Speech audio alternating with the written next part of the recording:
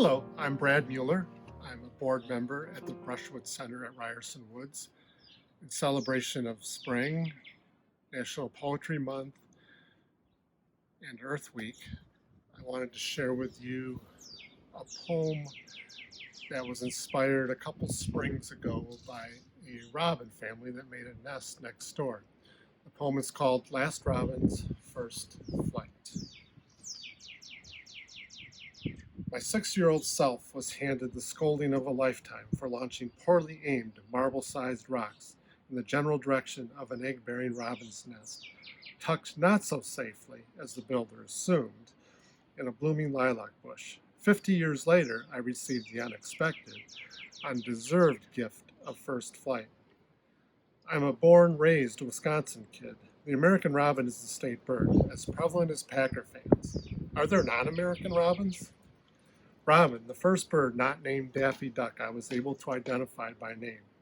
Lots of robins in Lincoln's Land also, a nondescript, sort of an average Joe, plain Jane bird, I always thought, until a robin neighbor caught my eye, my spring fascination. The nest.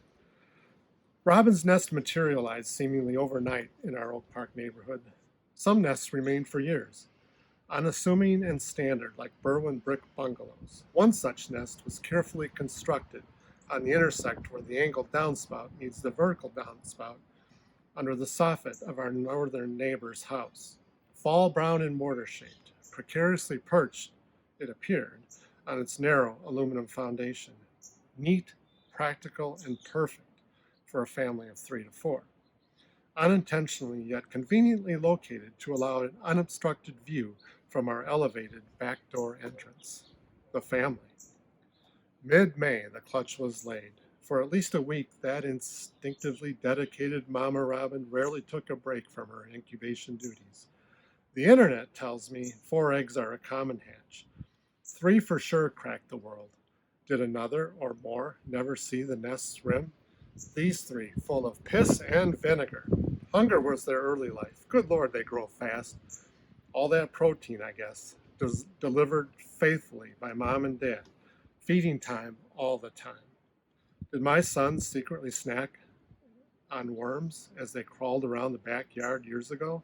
Might explain their chart-bursting growth spurts. Do robins think back lovingly about previous hatchlings?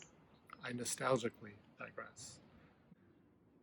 My spine ached as I watched the maturing bird kids stretch faded yellow, randomly dotted, now feathered necks to get their first dibs on dad robin's wiggly deliveries. Beaks opened twice as wide as their miniature heads.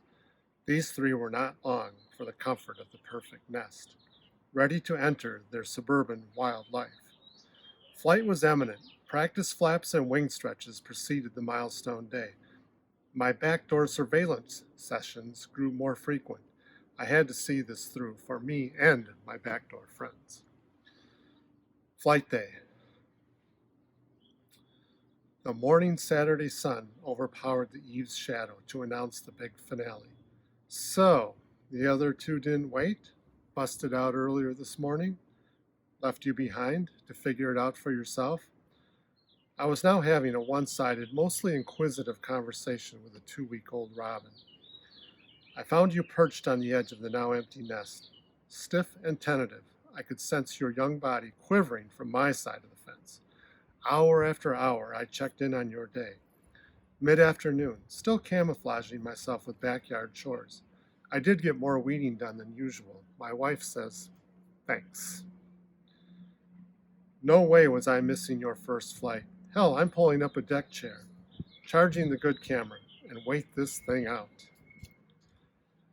Dad robin strategically checked in on you, offering encouragement, nudges, and worms. Worms I watched him pull and stretch from rich, recently overturned herb garden soil, where a sandbox once hosted blonde-haired boys' imaginations for hours at a time. I hope the worm was tasty. Wings extended, slight leg bend. A leap of faith? Maybe. A spring forward sent you diving toward the ground, pulled up awkwardly, soared a wobbly 10 feet to the center of our backyard. Perfection was not the goal today. I wanted to cheer at a kid. Instead, I remained still, flush with goosebumps, yelling inside my head, I saw your first flight! Time to rest. Check out the ground level from ground level. Another of many flight day firsts. A 6-inch high jump to the herb garden border log. Proud Dad Robin delivered a layover worm while you caught your breath. Still conversing to myself with a 2-week-old robin. Contemplating your accomplishment with late afternoon confidence, from a standing takeoff, the second leg of your first flight landed on the southern neighbor's chocolate brown, wide topped fence. Warm western sun serving as a spotlight on nature's newest rising young star.